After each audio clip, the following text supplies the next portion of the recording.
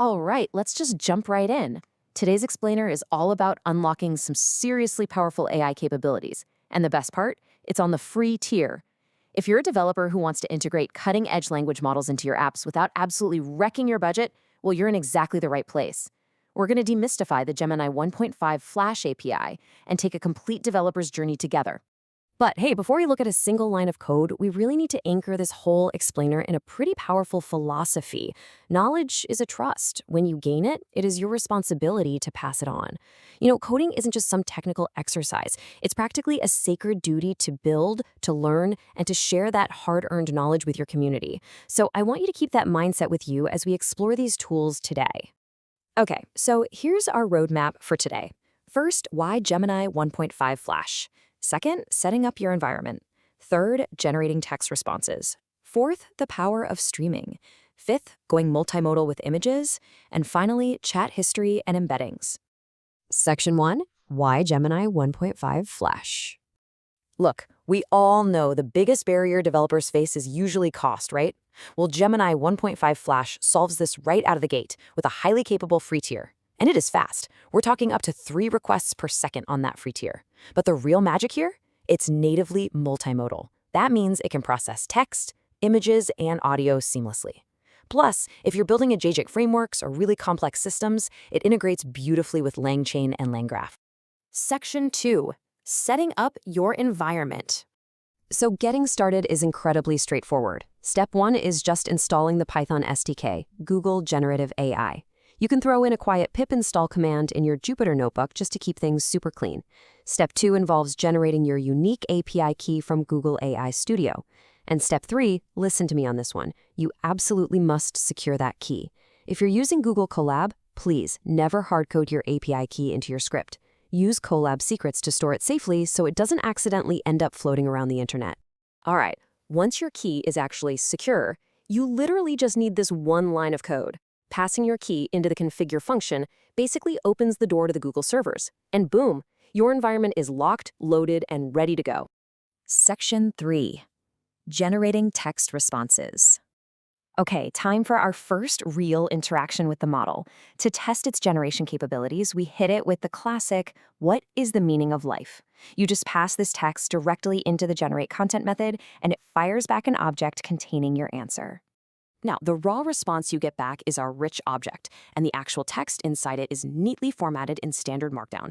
If you're working in a notebook, you can easily just write a quick little helper function to parse this and display the output nice and cleanly. It makes a world of difference. Section 4.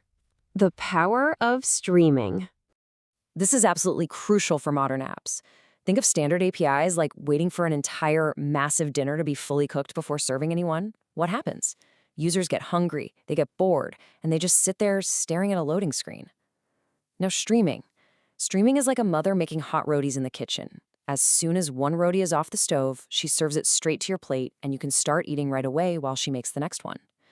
Streaming feeds the AI's response to the user chunk by chunk, exactly as it's being generated. And honestly, implementing this hot rotis streaming effect is remarkably simple. You just tack on one little parameter to your function call, stream equals true. That's it. Instead of a massive delayed response, you get an iterable list of chunks that you can display to your user in real time. It completely transforms the user experience. It's a real game changer. Section 5. Going multimodal with images. So what does this all mean? Well, multimodal AI is simply a system capable of processing and analyzing multiple different data types simultaneously. While older models were strictly text in, text out, Gemini 1.5 Flash can actually see natively.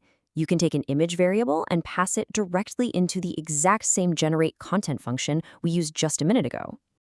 And the results are wild. When feeding it a simple picture of a packed lunch, the AI doesn't just recognize food. No, it identifies the 2 glass containers, the rice, the carrots, the peppers, broccoli, and the chicken. Getting this level of granular visual processing on a free tier, it literally opens up incredible possibilities for developers to build apps that actually interact with the physical world around us. Section 6. Chat history and embeddings. Here's the thing. When we use generate content for a single prompt, the AI forgets everything the exact moment it answers. It has zero memory. But if you initialize a chat session using the start chat method, it creates an ongoing array, a running history of the back and forth between the user and the model. Every single time you send a message in this session, the entire history goes right along with it. This gives the model perfect, continuous context for complex, ongoing developer applications. And that brings us to our final technical hurdle: embeddings. Think of embeddings as a sort of translation.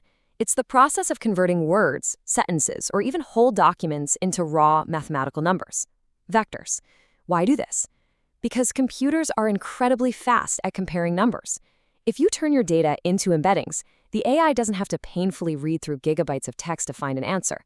Instead, it just mathematically and instantly searches, clusters, and retrieves the most relevant data. It is the absolute backbone of modern retrieval augmented generation, or RAG systems.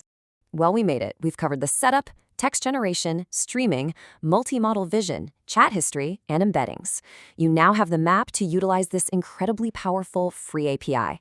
But I want to leave you with the exact thought we started with. Knowledge is a trust. You've just gained an understanding of how to wield these tools, and now the responsibility is yours. So what will you build? And more importantly, what will you share with the world today?